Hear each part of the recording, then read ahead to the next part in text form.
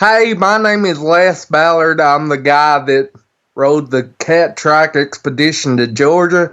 Listen to my story on Two Disabled Dudes podcast. But in the meantime, would you please enjoy a brand new episode of Two Disabled Dudes from Kyle and Sean? Welcome to the Two Disabled Dudes podcast. We believe life is about how we react.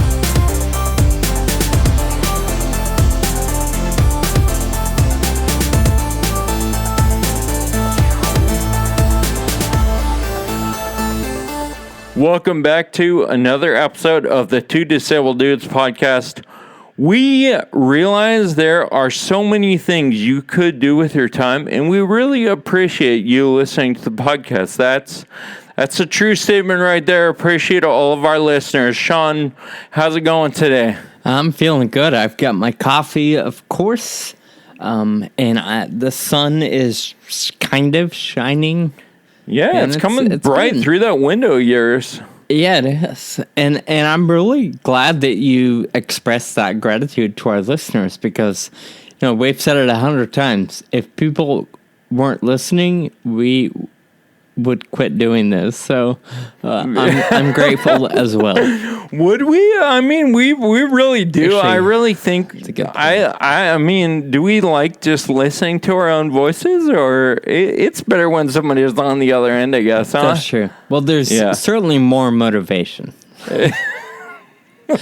Kyle, I think we're all wondering. You recently mentioned that one thing you're trying to do this year is keep your apartment or your place clean and tidy. And I think we're all wondering how that's going so far. Well, you know what? It is going well, but I have a pretty funny thing to talk about. There's because always a but.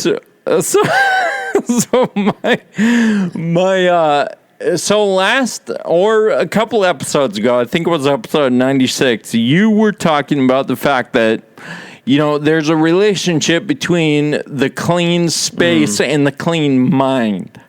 Supposedly. And so I am trying to save a little money lately. I guess I go through times now and then when I'm really pinching pennies. So I started using the library because I was about to go online and buy a book.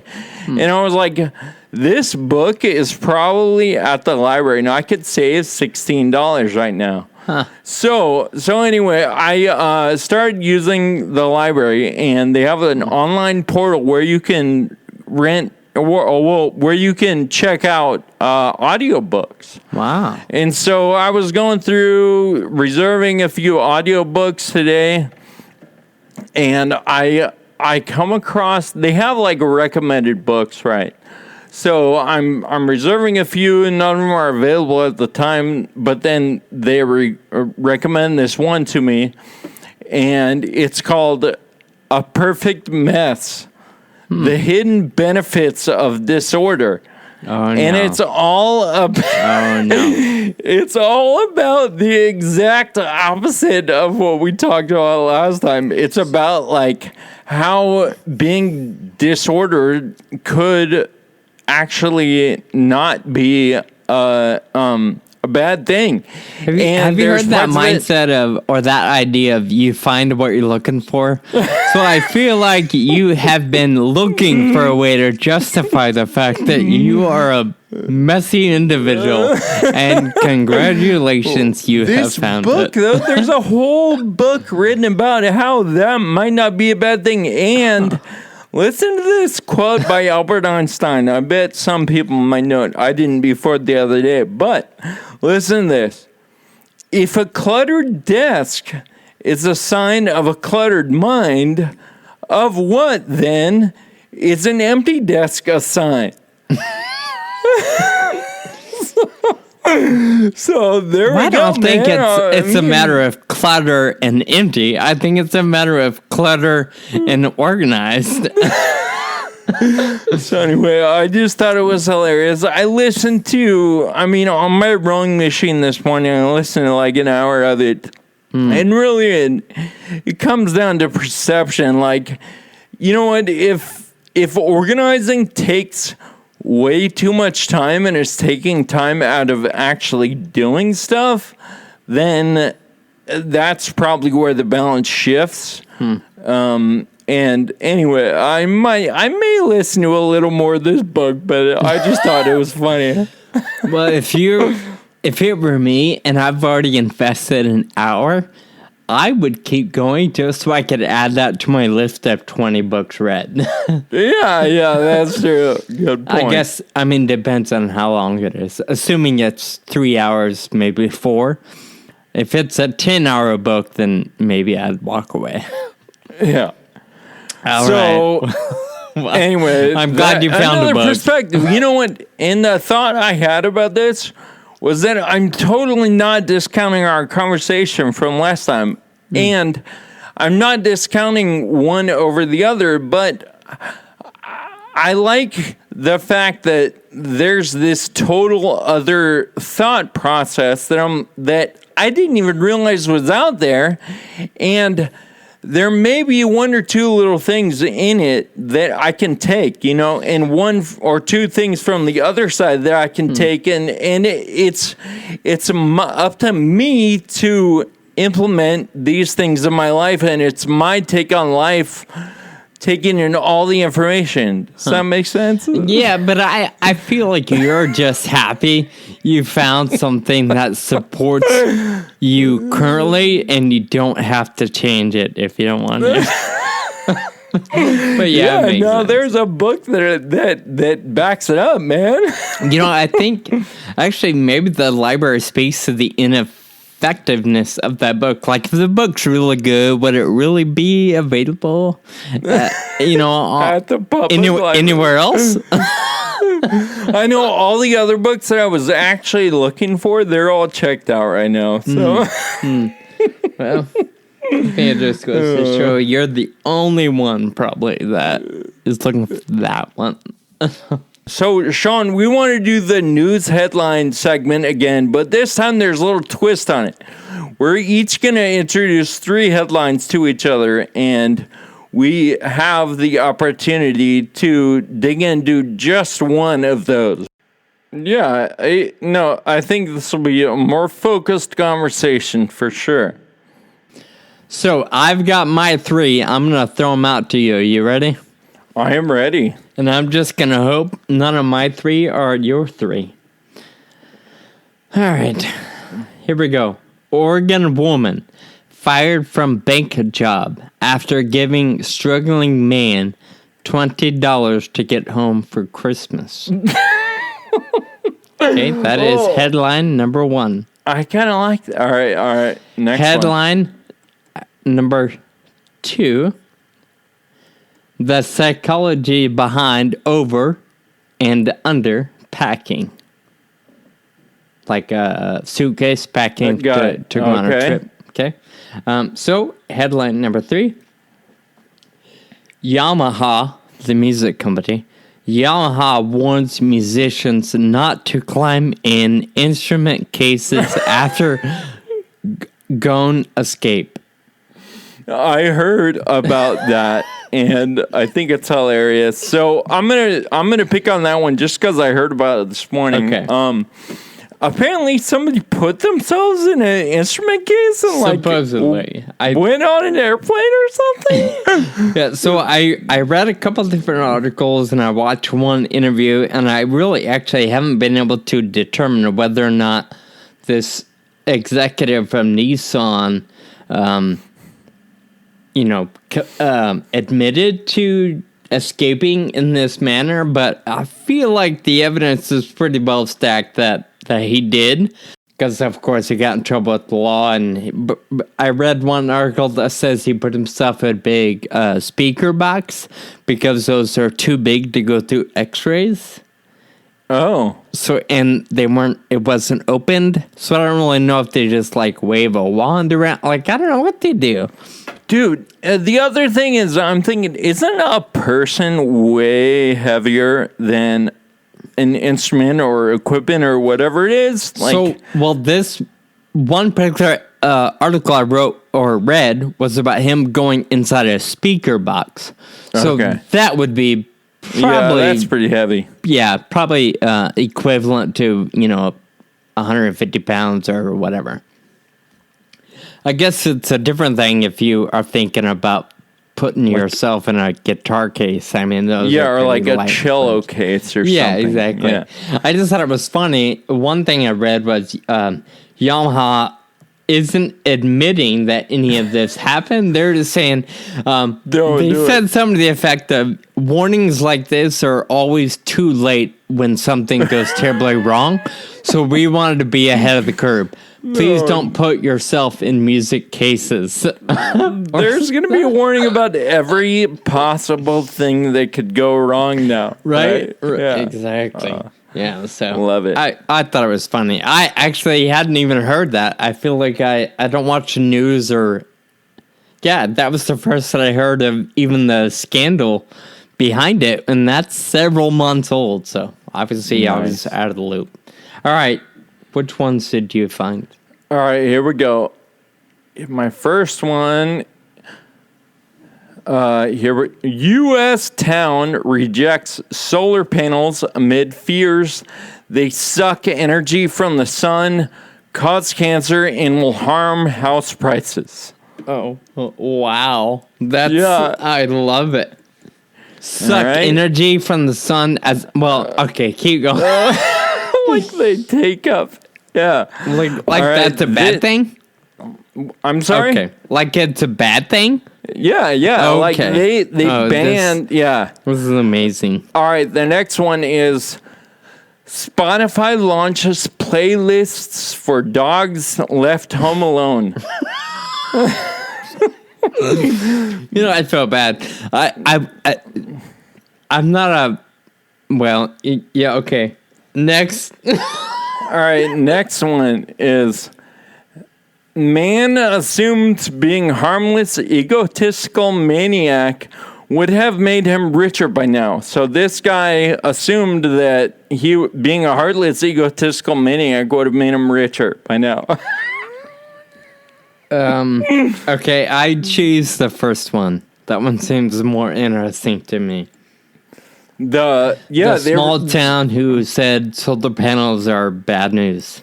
Yeah, so they have a fear and mistrust of this solar panel company that's trying to move in because they say it's gonna suck up all the energy from the sun, and business will not go there because there won't be no sun or something. There's this lady also that says that she's seen solar farms or whatever, and the plants around the farms are brown and dead because the solar panels suck up all the sun. The plants aren't getting enough sun to live. So that's just... I mean, obviously, I'm not a scientist or an engineer, and I don't know, but I feel like that's... You're basically saying, if 1,000 people go to the same beach and lay out to get a suntan, only certain people are going to get tanned or burned. Like, the sun isn't enough to... That just seems so bizarre. No, that's a good analogy. Like, if 1,000 people go out, then everyone gets a little sun. But if 3 people go out, then they're going to get really burnt, right? That's weird to me. And what were the other ones? Cause cancer and what else? Oh, yeah. Cause cancer, and they'll harm house prices. So everybody's house values will go down because of the solar. So these people are way off base, it seems like, anyway. And they... Not that we're experts in this area, but yeah, I agree. They took a formal vote, like their city council outlawed, or I'm pretty sure they outlawed solar in this town. So they're off a little off base, it seems like, anyway, and they're taking serious action. So wow. Anyway. Okay, so don't answer this, but do you know the state? Yeah. Okay. So I'm gonna try to guess. You tell me if how far off I am. I'm gonna say it's obviously a tiny town in the middle of nowhere, and I'm guessing this was somewhere in Nebraska. Nope. It's weird because it was in North Carolina. Wow. And North Carolina seems like well, except for some of their politics, but it seems like a semi-progressive, especially in like solar and stuff like that. But, Yeah, I would have guessed Midwest or, I would not have guessed either coast. Okay. Sorry, everybody in the Midwest. I'm going to be honest, I only said Nebraska because our friend Nina lives there, and we've already started making fun of Nebraska, so I just went with it. I think that sunlight is actually a pretty good case for what we really want to talk about today. It sounds like these folks in North Carolina have this mindset that there just isn't enough sun to support them, trees and plants, and solar. So, Kyle, talk to us a little bit about what you had in mind for our discussion today.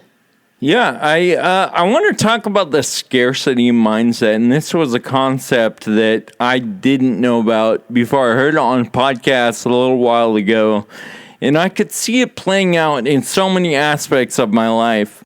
When we were, for the whole time we've been doing the podcast, I'm constantly thinking to myself, gosh, there are not enough ideas to fill the next season or the next few weeks or whatever. There's a scarcity. There's only so much we can do. There's a scarcity of ideas for this podcast. And we both know that's not true. The possibilities are literally infinite, right? But I get into this area where I'm thinking there's not enough good ideas left, and that really limits my thinking, I think, because I'm not able to access that next level of, what, the possibilities are endless. Let's think about what all that stuff is. Just hearing you think about that, I immediately start thinking about Henry Ford, because he created the first car, or the Model T, or whatever that initial car was, and I'm willing to bet he was in this scarcity mindset of he had landed on a revolutionary idea, right? And that was it. Like, there was no next step. There were no further possibilities. In fact, if I remember correctly, there are stories about how he only sold the car in one color. Like, you couldn't get it in any other color than black. So I feel like that's almost an example of a scarcity mindset of there are no more possibilities. You can't get better. Like, totally, you can't improve this thing.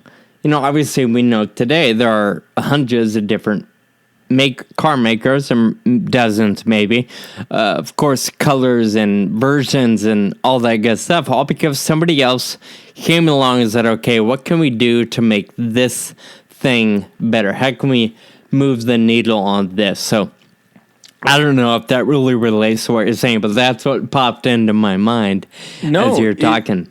It totally relates to the scarcity of ideas, right? Like, there's nothing better than a black Model T. And obviously we all know that, especially in hindsight, we know it's not true because we know how far everything's come, right? Yep. And so if we can recognize when we're being closed-minded and when we're thinking with the scarcity mindset, then maybe we can try to open our minds a little bit to other possibilities. Yes, I agree with that. So I think it relates specifically to another aspect that I was thinking about, just And no, I think it's something that we could all probably relate to, like finances. All right. We all get in this mindset of there's never enough. There's never enough of this or that, or money specifically. We can all attest, I think, that we've been in that mindset. And I have never really wanted for anything in my life. Like I'm so grateful for all the resources I have and all the people around me who help me do everything I need to do. But I still like that mindset. There's no truth to it. But I get in that mindset that there's not enough to go around, and then it freaks me out. And then I'm not thinking about accessing the next level of whatever it is. In this case, I'm talking about income. And I'm not in the mindset of, all right, I need to access that next level. I'm in the mindset of, this freaks me out because there's not enough. So I think that really holds us back from sometimes, and I guess I'm talking about myself, but and I guess I'm looking for a little back. Yeah, sure. Well, I'm just wondering, I feel like the scarcity mindset for sure impacts the way we or impacts our perception of resources. You mentioned finances and time, and I'm sure in some cases it's going to be food and shelter and things like that. Right. So I wonder, when it comes to finances, for you specifically, what are some things that you've done, if anything? What are you doing right now to get out of that rut, if you will, of thinking there will never be enough?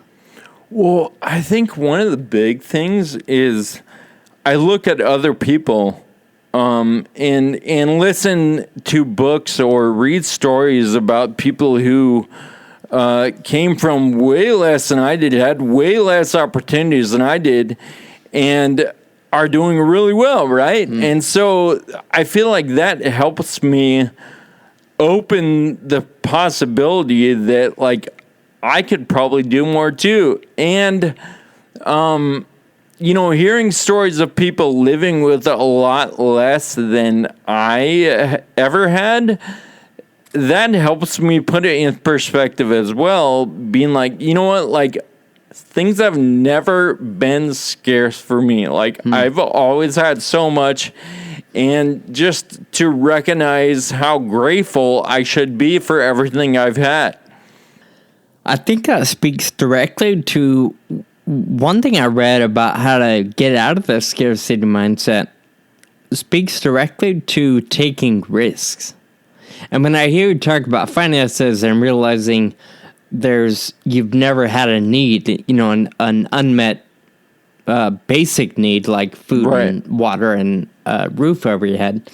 Yeah. I automatically start thinking about all the different stories of people that have succeeded big time and then failed big time. But then later succeeded again and maybe failed again. But they kept getting back up. Tiger Woods, he's 20 years ago or whatever on top of the world, and then had some failures and was struggling, if you will, and now he seems to be on top of the world again, or getting there.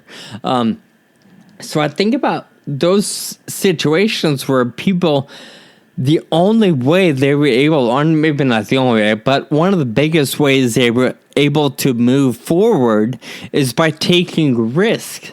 And I think that, especially in finances, even you think about, okay, how am I going to move forward, or how am I going to gain a little more? It's by taking a little risk, by putting yourself out there and trying to go for that different job, or go for that different level of whatever it is you've got on your mind. It's a element of risk, and again, that just comes to mind as I hear you talk about that element. Yeah. I mean, yeah, and it can relate to anything. Like, you know what?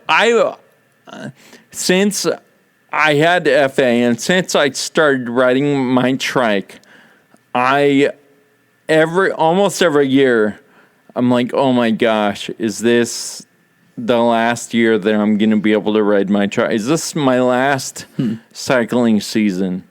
And I've come to realize that that's not a good thought, partly because it doesn't get me anywhere, and partly because it's just not even relevant. I'm going to be cycling till the day I die, I feel like. Sure. But the nature of my progressive disability makes me think that way. I think it's a good point. And I actually appreciate that you bring it up that way, because I think it's important to recognize reality. And the reality of FA is that it is progressive. It is going to get worse. Things are going to be challenging. The question you ask yourself, is this going to be my last season of cycling? Yeah. Is a question anybody can ask about anything in life. You know, we're all guaranteed to die. And I know this is probably getting a little heavier than you want it to be yet.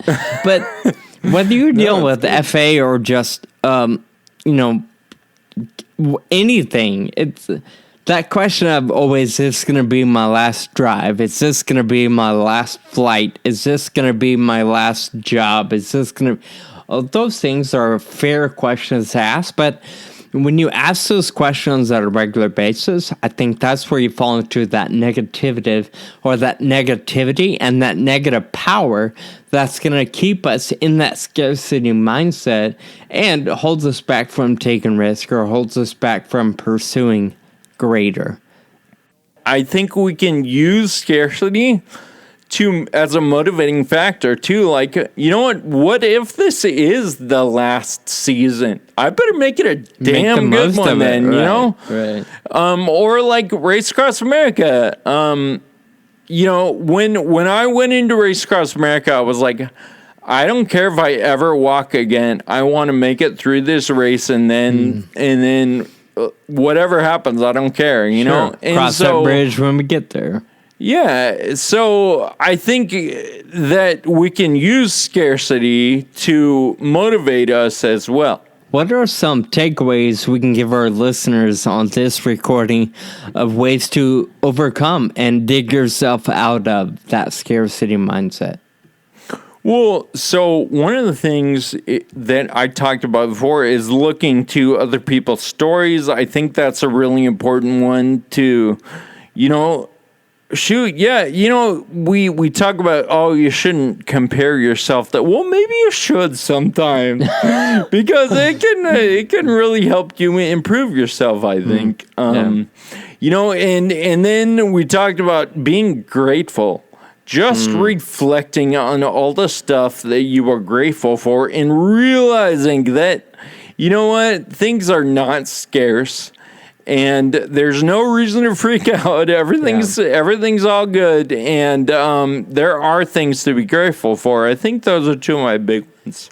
Yep, I agree. I think being grateful is huge. I think it helps us realize that life is not as bad as it could be, right? Right. So speaking of, I mentioned John Maxwell in our last episode. He is one of my favorite authors, and he actually wrote a little article I found online about the abundance mindset, which would be the polar opposite of scarcity mindset. Right. And some of the tips he gave, one thing you mentioned is being grateful. He also mentioned spending time in reflection.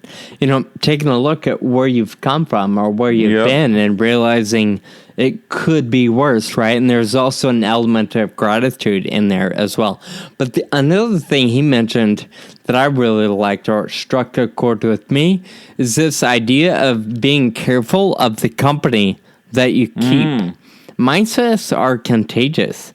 So if you're around people that are always either negative or feel like they're having to hang on to everything because there isn't enough for everybody, that's easily going to be where you go and where your mind goes. So those two are big ones for me is, taking time to reflect on what you have and what's available to you, and also being careful with the company or the friends you keep.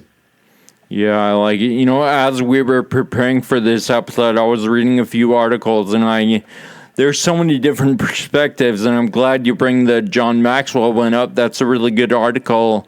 And just, you know, taking everyone's opinions on this and everyone's perspectives and really building your own thoughts. I love it. I guess just to be safe, we will take that and link it in our show notes. It is an article written by John in 2015. Looks like it was published on success.com. So we'll be sure to link that too. But speaking of, Kyle, this would be a great way to transition into our thank you notes. You know, we both talked about gratitude and being grateful and expressing gratitude. And one thing we started recently was taking time to share a thank you note with our listeners. A few sentences that just expresses gratitude. We believe that simply reflecting on things we're grateful for will help us live beyond challenging circumstances in our lives. So, is there a thank you note that you can share with folks today? Yeah, you know, this is one that I have written so many times over the years. I am so grateful for all the support I've received in my situation, just raising funds and telling other people about what's going on, and specifically to my family friends. I've written this so many times. Just simply, thank you for your unrelenting support over the years. It's friends like you who keep us going. And by us, I'm talking about me and my family. I love it. I've got one I wrote specifically to another mutual friend of ours. In fact, I actually hand wrote it. Ooh, wow, nice. Yeah. You know, our listeners, you know, when I was injured in rehab, I was down the street from you, right? On the other side of the country. Didn't have a whole lot of family or friends. Right. The friends I had were kind of just extensions of you in the FA community, right? People that I'm well acquainted with, but not people I run around with every weekend because of the distance. Well, Bruce is a mutual friend of ours. You've talked about him before, ride bikes with him regularly. Anyway, there was one day where he actually made it a point to come over, visit with me for a few hours, and he even brought some amazing food from an Italian restaurant. So my note is to Bruce. I hope I can't even read my own writing. I hope your new year is off to a fantastic start. I really appreciate you taking time to visit me in rehab. The food you brought was delicious, and your company was comforting and encouraging. Thank you, Bruce. Sean. Sean, thanks for the awesome conversation, all the gratitude in this episode, and thanks everyone for listening to us today.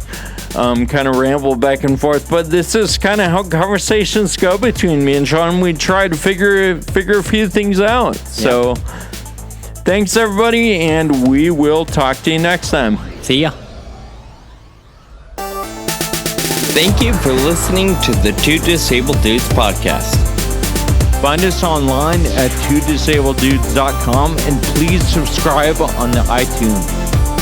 Connect with us on Facebook, Twitter, and Instagram. And special thanks to our audio producer, Jake Tompkins. Until next time, keep living with urgency.